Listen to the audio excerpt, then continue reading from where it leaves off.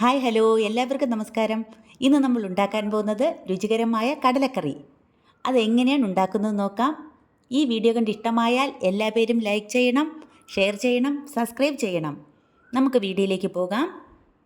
ഞാനിവിടെ 1 കപ്പ് കടല എടുത്തിട്ടുണ്ട്. അതിനെ നമുക്കൊന്ന് വെള്ളമൊഴിച്ച് കുതിർക്കാൻ വയ്ക്കാം.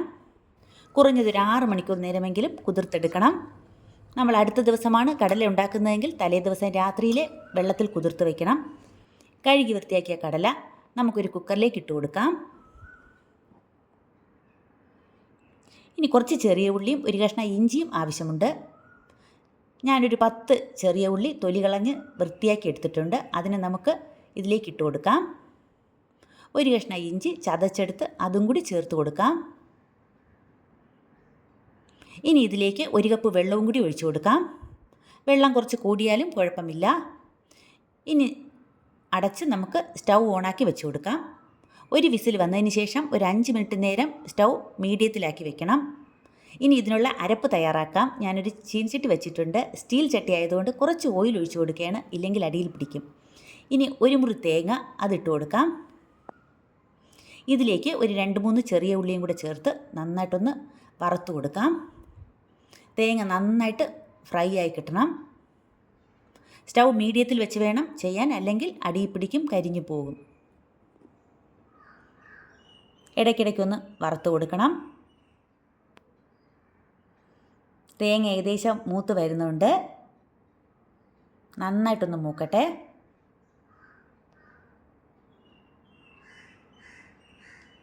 ഏകദേശം റെഡിയായി വരുന്നുണ്ട്. ഇപ്പോൾ നമ്മുടെ തേങ്ങ മൂത്തിട്ടുണ്ട്. ഇനി ഇതിലേക്ക് 2 ടീസ്പൂൺ മല്ലിപ്പൊടി, 2 ടീസ്പൂൺ മുളക് പൊടിയും ചേർത്ത് 1/2 ടീസ്പൂൺ കുരുമുളകും കൂടി ചേർത്ത് കൊടുക്കാം. 1/2 ടീസ്പൂൺ മഞ്ഞൾപ്പൊടി, ഇത്രയും ചേർത്ത് ഒന്ന് വറുത്ത് കൊടുക്കാം. സ്റ്റൗ സിമ്മിലായിരിക്കണം. ഇപ്പോൾ നമ്മുടെ പൊടിയെല്ലാം മൂത്തിട്ടുണ്ട്. ഇനി സ്റ്റൗ ഓഫ് ചെയ്ത് വയ്ക്കാം. തണുത്തതിന് ശേഷം നമുക്കൊന്ന് മിക്സിയിലേക്ക് ഇട്ട് അരച്ചെടുക്കാം. നന്നായിട്ട് അരച്ചെടുത്തിട്ടുണ്ട്. നമ്മുടെ കടല വെന്തോ നോക്കാം.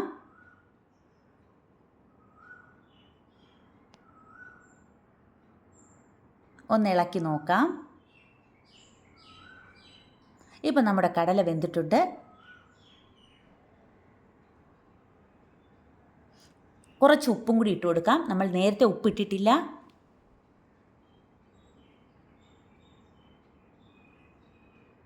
ഇനി ഇതിലേക്ക് നമ്മൾ അരച്ച് വെച്ചിരിക്കുന്ന കൂട്ടും കൂടി ചേർത്ത് നന്നായിട്ടൊന്ന് ഇളക്കി യോജിപ്പിക്കാം. ആവശ്യത്തിന് വെള്ളവും കൂടി ചേർത്ത് കൊടുക്കാം.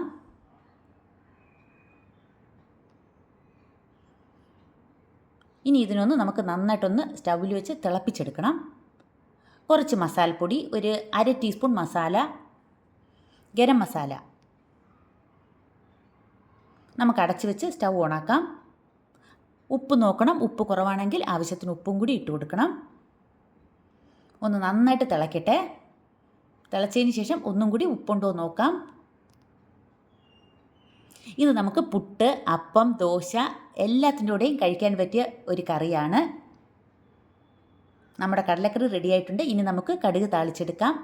ഞാൻ കുറച്ച് ഓയിൽ ഒഴിച്ചു കൊടുത്തിട്ടുണ്ട്. വെളിച്ചെണ്ണയാണ് ഒഴിച്ചിട്ടുള്ളത്.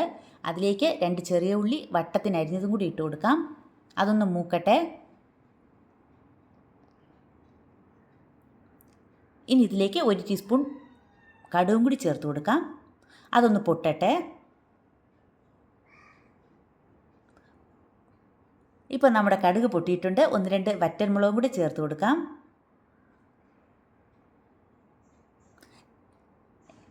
ഇപ്പോൾ നമ്മുടെ കടലക്കറി റെഡി ആയിട്ടുണ്ട്.